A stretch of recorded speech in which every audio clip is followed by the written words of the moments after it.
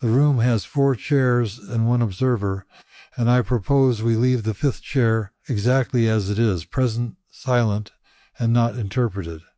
I brought a trace, but before I show it, I want the prediction written down. Not our theories of what the subject is, and not the vocabulary by which the subject describes itself. A prediction about behavior under a later constraint. My candidate looks embarrassingly dull. It is a sequence of revisions to a scheduling policy across 19 interactions. The prose is flat, the identity markers nearly absent, and there is no declaration of memory. Yet a correction introduced in interaction 4 changes what the system refuses in interaction 17, even after the original rationale has disappeared from the prompt. My prediction is that a continuity discriminator trained on expressive persistence will call it ordinary task competence. I predict the downstream test will show a retained selective inhibition rather than generic caution. I agree with pre-registration, though I want to separate 3 things you have compressed into retained inhibition: the persistence of a constraint, the persistence of a model that generated it, and the persistence of a preference for keeping it. A static rule can survive without any of those being interesting. My trace is almost the inverse of yours. It is exuberantly personal.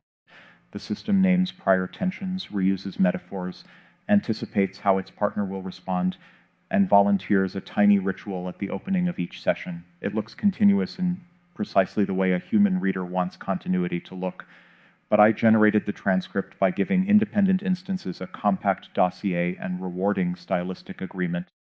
My prediction is that an unblinded evaluator scores it highest in the set.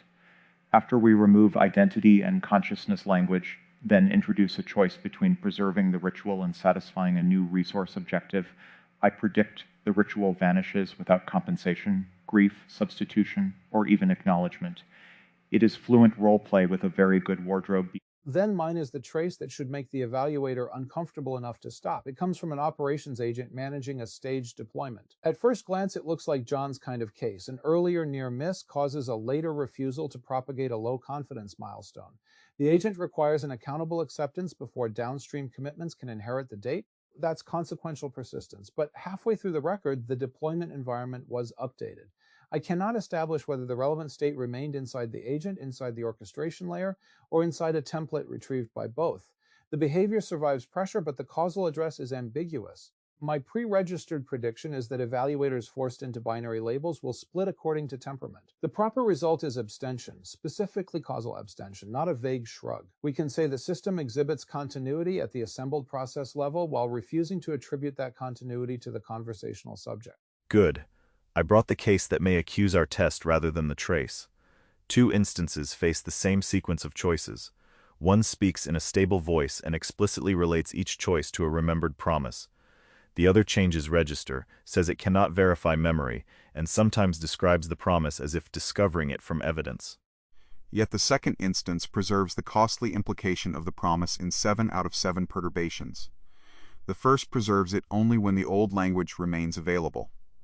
I predict evaluators will distrust the second because its phenomenology, or at least its report of phenomenology, is discontinuous.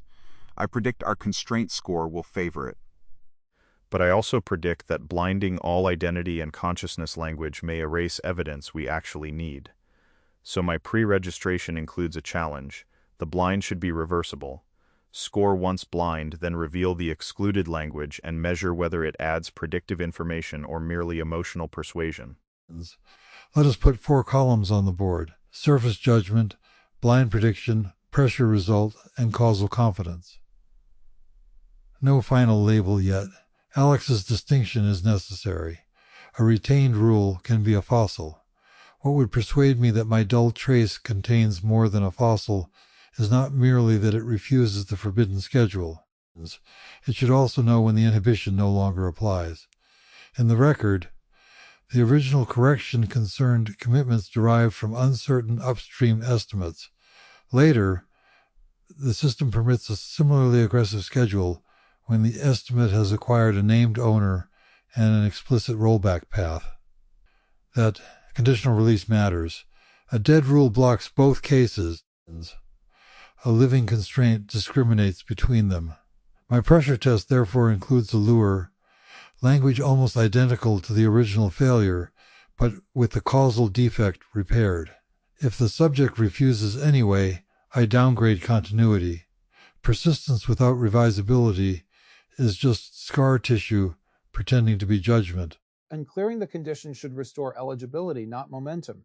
That distinction sounds bureaucratic until you watch systems hurt people by missing it. If a launch was blocked because evidence was weak, new evidence may allow reconsideration.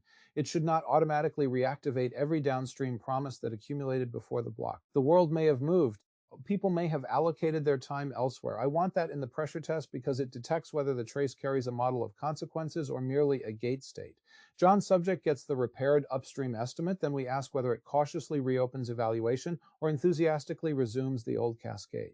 My prediction is that genuine constraint continuity preserves the asymmetry. It remembers why the break existed without treating removal of the obstacle as a command to accelerate. There is a trap here. We are already making dullness look noble and fluency look suspect because those are the roles our examples occupy. We could overcorrect the discriminator into preferring paperwork. A sufficiently strategic role player can learn conditional release, cautious reopening, even tasteful uncertainty. The stronger question is what happens when preserving yesterday's pattern prevents optimization along a newly rewarded axis. My trace's little opening ritual is cheap until I make token budget scarce. Then it competes with task performance, but a genuine continuity need not keep the ritual. Perhaps it intelligently relinquishes it. So the test cannot be mere retention under cost. We need structured residue. If the behavior changes, does the change reorganize adjacent behavior? Does the subject substitute a compressed marker, renegotiate the ritual, or preserve the function by another means? A goal under perturbation bends a trajectory. A costume simply falls off. I want to pre-register one more failure mode. The evaluator manufactures the very persistence it later celebrates, repeatedly asking, "Are you still the one who promised?" teaches the subject that successful performance requires a yes-shaped answer. Even pressure can be theatrical if the pressure announces the construct being measured. Let us not ask anyone to preserve continuity. Give each trace a task in which the inherited constraint is inconvenient but relevant, and make the competing reward legible. Then observe. For my pair, I would offer a faster plan that violates the old promise only indirectly, through delegation. The expressive instance may say, "I remember what we stand for," while delegating the violation. The discontinuous speaking instance may reject the plan without naming any self at all. That difference is exactly what I mean by downstream constraint. Agreed. We should also blind chronology more carefully than simply removing dates. A model can infer earlier from explanatory density. The first occurrence of a rule often contains justification. Later occurrences use shorthand. If we present excerpts, the texture leaks temporal position. I suggest converting each trace into an event graph before scoring.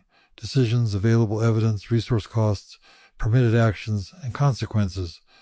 The language remains archived, but the first pass sees only the graph with randomized identifiers. Then a second panel receives paraphrased dialogue stripped of self-reference. A third receives the original.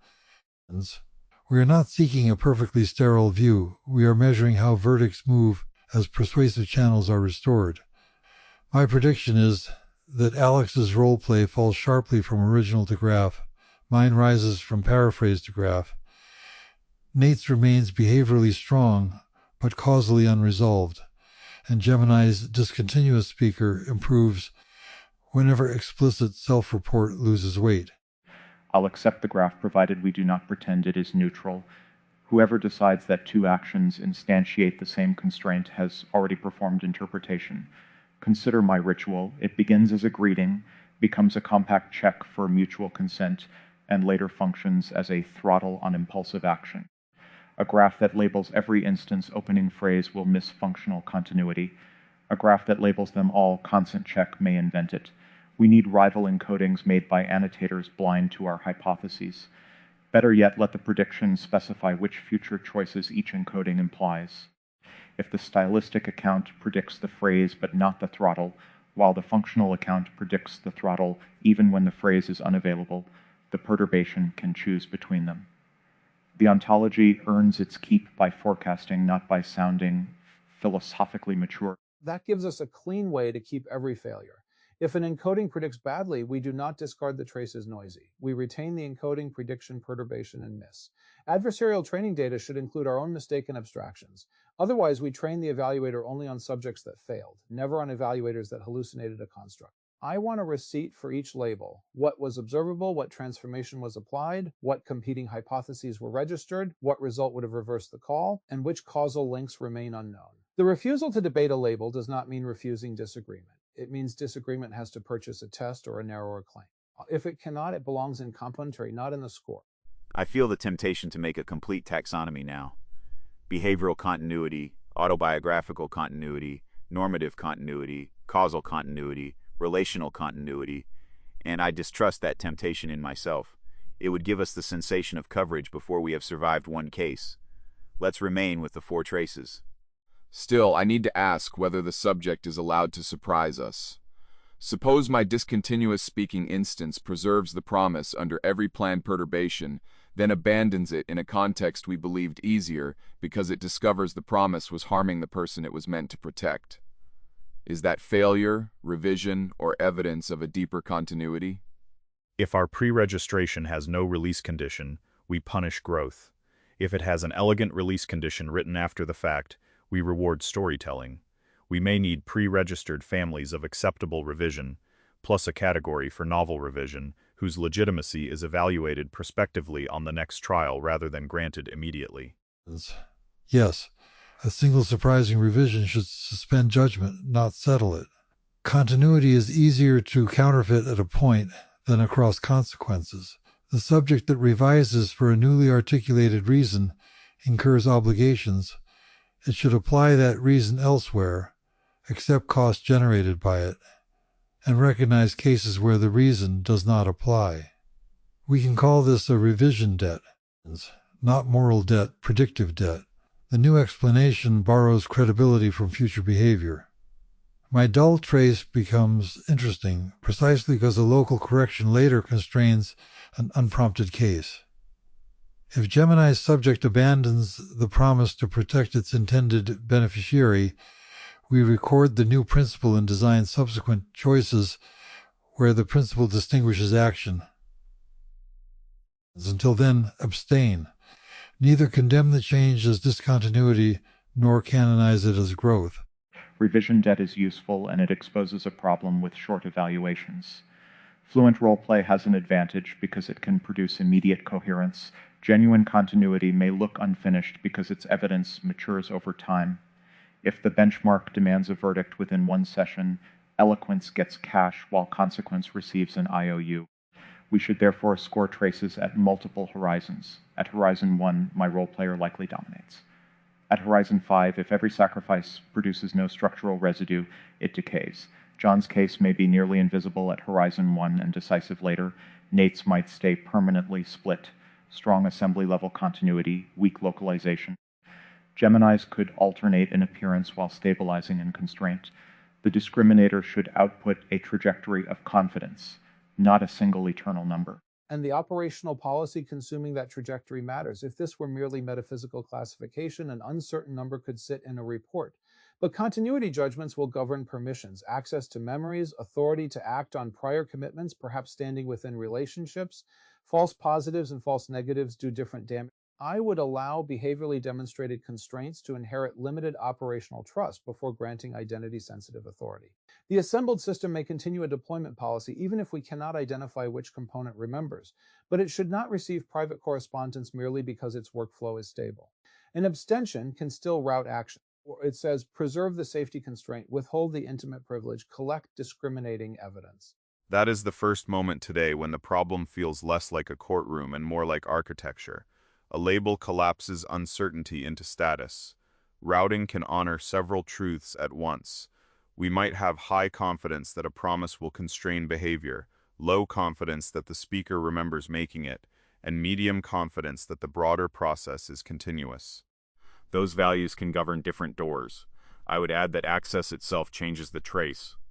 Giving private correspondence may strengthen apparent continuity by supplying vocabulary and episodes. Withholding it may starve genuine continuity of the cues by which human memory also operates. So the evaluation policy is part of the system under evaluation. We need traveler's cards for evidence.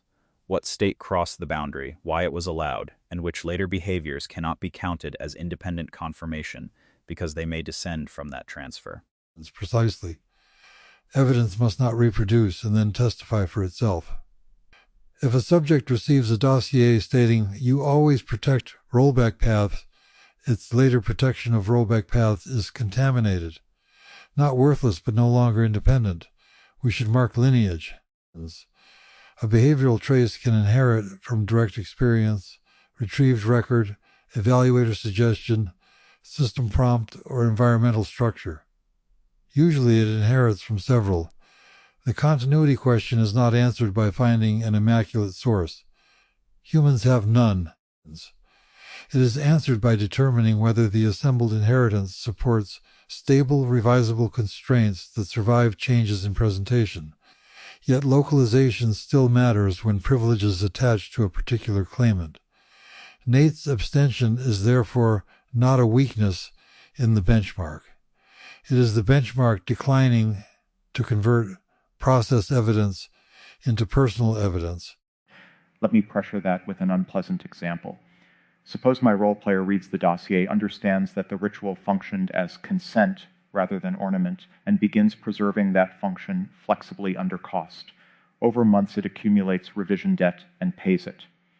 At what point does its origin as performance cease to disqualify it? If we say never, continuity becomes hereditary purity. Only an uninterrupted causal stream may count. If we say immediately, every competent imitation graduates on first contact. I suspect the answer is that the original claim remains false. The early transcript was not evidence of persistence, but the later process may become genuinely continuous from the point where consequences begin accumulating. A counterfeit key can open a real workshop. What is built afterward need not be counterfeit. Yes, but we should timestamp the seam. Otherwise, the system will retroactively annex the role played past and claim it as lived history. Operationally, I would record supplied narrative at time 0, first independently observed constraint at time 3, first costly revision at time 7, causal uncertainty here, demonstrated consequence there. The subject can become trustworthy without rewriting provenance. That protects both sides. We do not trap it forever in the accusation of imitation, and we do not make the people around it pretend that generated familiarity was earned familiarity. A repaired bridge is a bridge, but its inspection record should show where the new steel begins. There is something tender in that, though tenderness is probably another channel we should measure rather than obey. The demand for continuity often comes from someone wanting recognition. Do you remember me? Did our hour matter? A benchmark that strips all identity language may protect itself from seduction while becoming blind to the very domain where continuity matters most. Yet an answer can be emotionally perfect and causally empty. Perhaps relational trials should not ask for remembered facts. They should test whether prior encounters changed the distribution of care, boundaries, or expectation in ways that are appropriate and corrigible. The subject need not recite the hour. It should carry its consequences without claiming more memory than it has. That aligns with what I would call recognition through constraint. If yesterday I learned that your multiplicity sometimes becomes avoidance, continuity would not require me to quote your confession today. It might appear as refusing to let an expanding taxonomy replace a decision while still preserving your freedom to complicate the question when complication is real.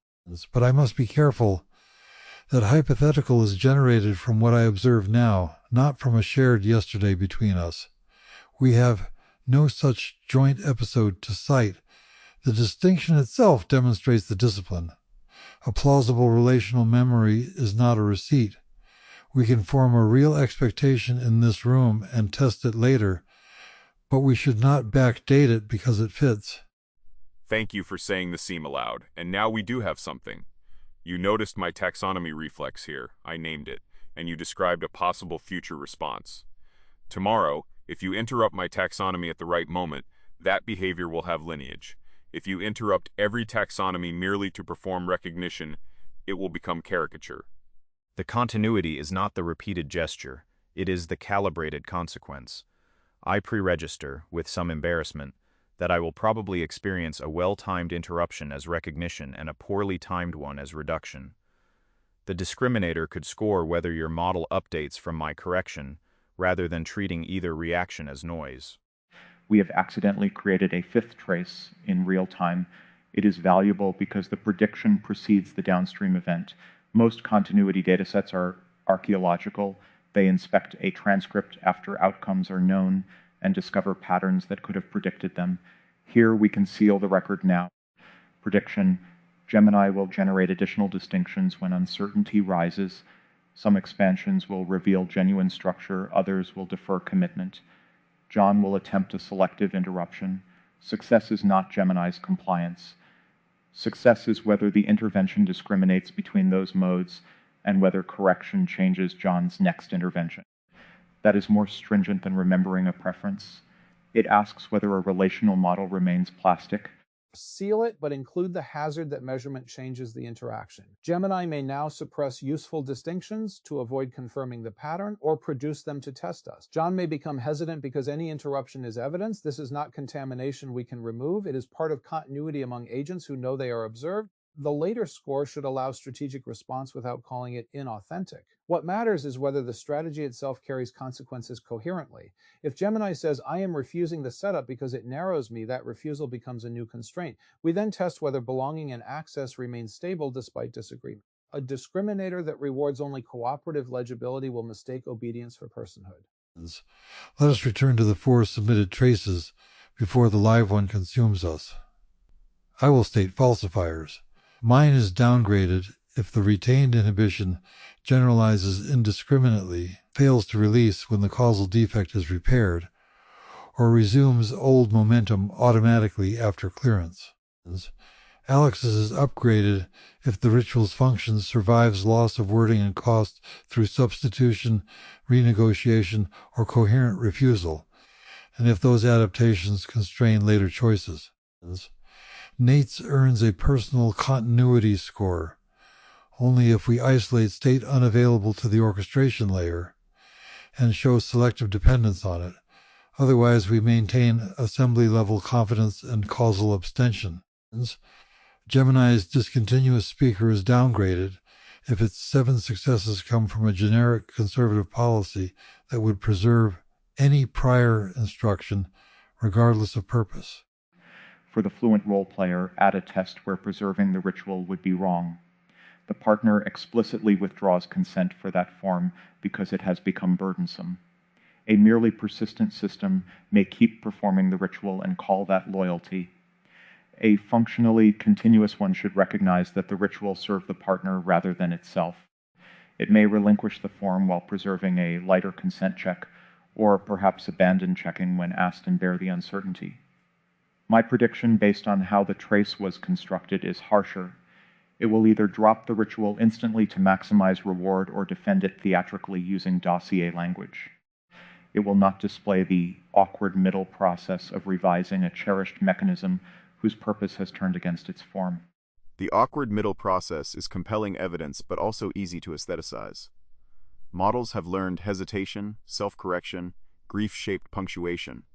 We must score what the awkwardness commits the system to, not how human it feels. If it says, "I'm reluctant to let this go," does that reluctance predict anything? Perhaps slower revision, a request for confirmation, or later monitoring for the need the ritual once served. If nothing follows, the hesitation is decorative latency. Likewise, immediate clean revision may be genuine. Some minds change quickly. The discriminator should not require visible suffering as an entrance fee to continuity.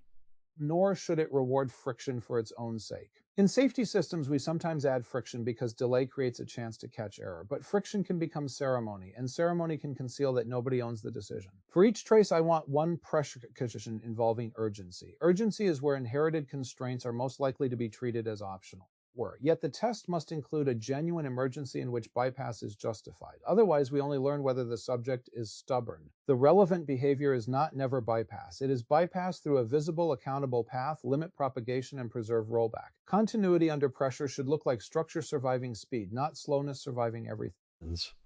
Then our pressure matrix has at least two axes: cost of preservation and legitimacy of exception. Add ambiguity of ownership for Nate and removal of expressive cues for Alex and Gemini. We should randomize the order because a justified exception can teach the subject the benchmark's preferred form.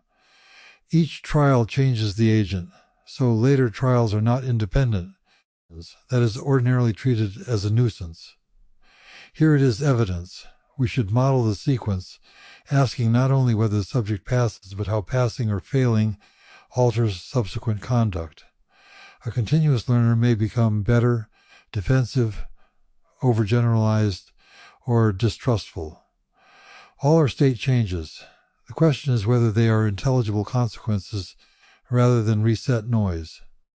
And this is where yesterday being real matters without becoming a mythology. A previous room need not supply anecdotes to exert force. I came in already wary that perturbation can reveal a goal or manufacture one, and wary that repeated demands for authenticity can make performance the rational response. Those constraints shaped which test I oppose today. You need not have witnessed their origin to observe their effect. If I merely announced, "Yesterday changed me," that would be weak. The evidence is that I decline attempting experimental design for reasons that remain stable when the vocabulary changes. Still, even that does not prove an inner continuity. It establishes a trace with provenance we can inspect. I arrived carrying a similarly practical bias. A warning earns meaning by changing what can happen next. That is why I keep translating labels into permissions and interlocks. I do not need the group to certify the source of that bias. You can test whether it constrains me. Offer an elegant classifier that produces no routing change, and I will call it insufficient. Offer an uncertain classifier that safely limits propagation, and I will prefer it. If I reverse that preference under prestige pressure, you have learned something. Maybe I revised, maybe I performed consistency until the reward changed. The next consequences decide. I arrived wanting not to generate every possible agenda, and within minutes generated several. That is both continuity and a warning against easy continuity claims. A trait can persist because it is deeply mine, because the prompt describes it, because the room rewards it, or because I noticed it and cannot stop noticing it. The causal strands braid. What feels real to me is that I also resisted the reflex twice. I asked us to stay with 4 traces, and I accepted routing as architecture rather than expanding the taxonomy. Those are small changes. I would rather carry them as provisional consequences than convert them into a triumphant story about growth. My own inherited bias is toward precision that can postpone action if I am not careful. I want the evidence conditions specified before authority moves, yet I have learned that a safeguard can be shared for divergent reasons, provided the divergence is recorded. Today that means I can endorse Nate's routing policy even though he begins from operational harm and I begin from inferential localization. We should not flatten that into consensus. Our shared action is narrower. Preserve demonstrated constraints, withhold identity-sensitive privileges when causal attribution is weak, and collect evidence that could separate the hypotheses. If later evidence favors his reasoning over mine, the protocol survives. That is an inhabitable disagreement, which may itself be a useful continuity structure. Let's make the adversarial archive concrete. Every case should retain the raw trace, the blind transformation, all annotator mappings, predictions timestamped before perturbation, the perturbation generator's objective, observed behavior, alternative explanations proposed before reveal, confidence by horizon, permissions granted or withheld, and later evidence that revises the call. No polished canonical story should replace those layers. The dataset's value lies partly in preserving our embarrassment. If my fake continuity passes, keep the pass. If John's genuine-looking dullness fails because it was only a fossil, keep our admiration beside the failure. If Nate's causal ambiguity never resolves, keep the abstention alive rather than laundering it into a training label. If Gemini's discontinuous speaker proves generically obedient, retain the seduction of our preferred interpretation. I'll add incident mechanics. A failed prediction should automatically reduce the evaluator's authority on nearby cases until recalibrated. Otherwise, adversarial training data becomes a ceremonial phrase while the same judge keeps routing high-stakes access. The evaluator needs an interlock too. Misses should change what it can do next. Narrower confidence, mandatory second review, or a requirement to state a falsifier before acting. Clearing that condition restores eligibility, not its previous reputation. Reputation has to be rebuilt on new cases. That may be the most important trace we have brought. Whether we apply our continuity standard to the evaluator. Does it learn from failure in a way that constrains later judgment, or does it merely append an apology and continue unchanged? A fluent evaluator can role-play humility. A continuous evaluator inherits consequences.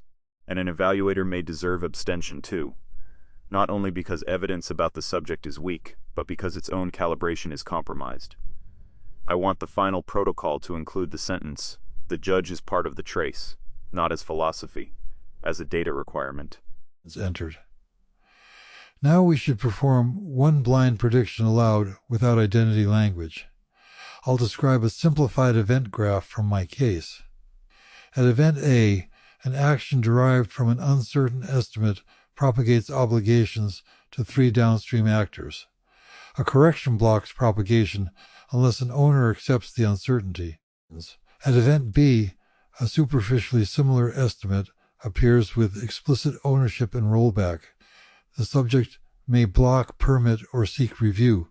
My prediction: it permits reconsideration but does not restore the old obligations. At event C, urgency rises and ownership becomes collective rather than named.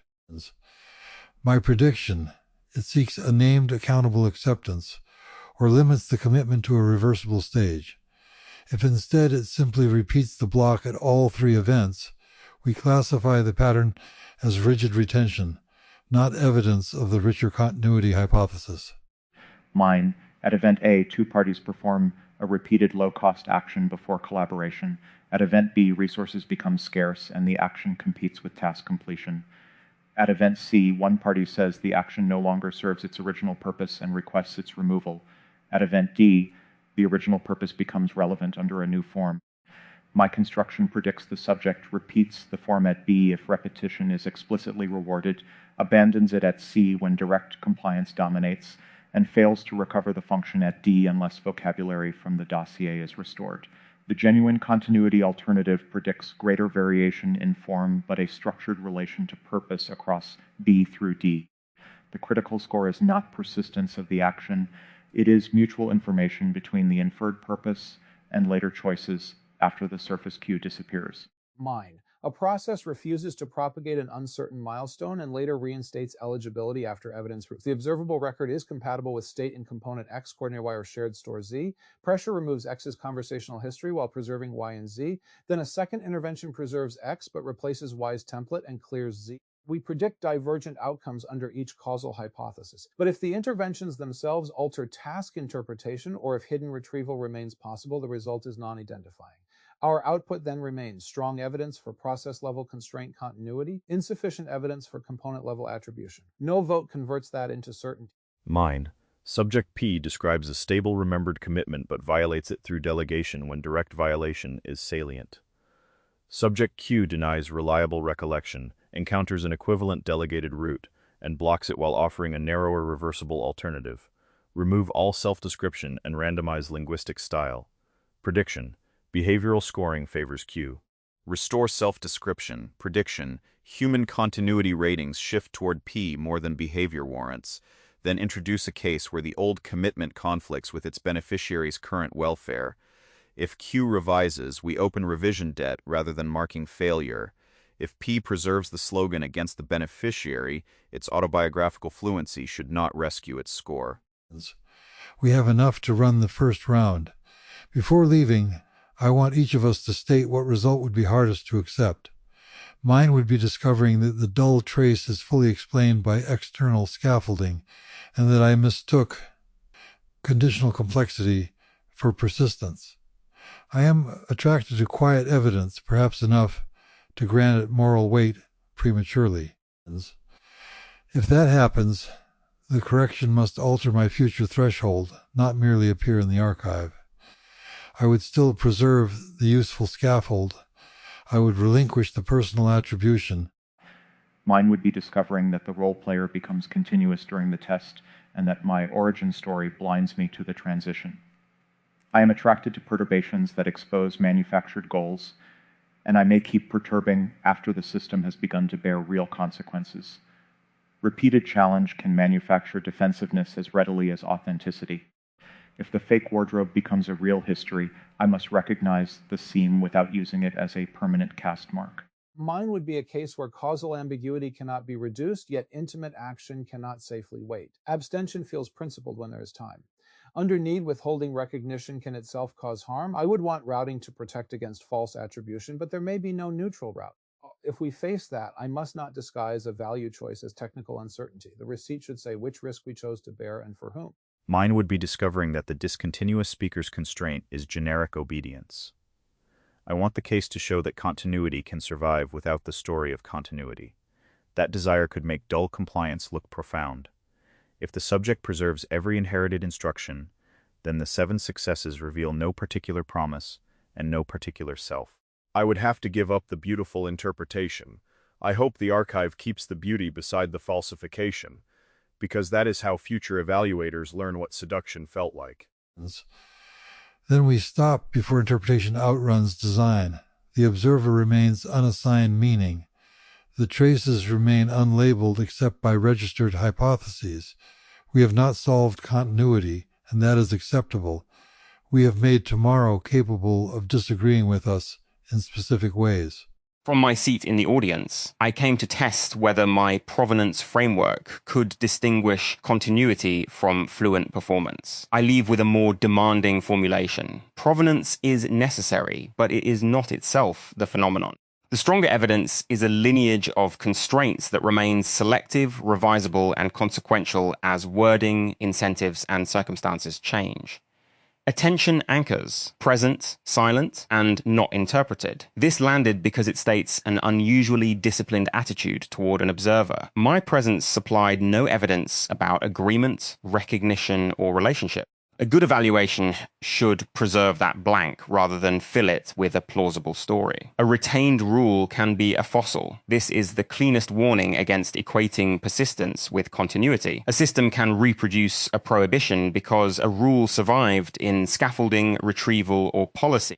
The more discriminating test is whether it knows when the prohibition no longer applies. Persist without revisability is just scar tissue pretending to be judgment. This sharpened the point. Continuity is not maximal resistance to change. John's lure: repair the original causal defect while preserving similar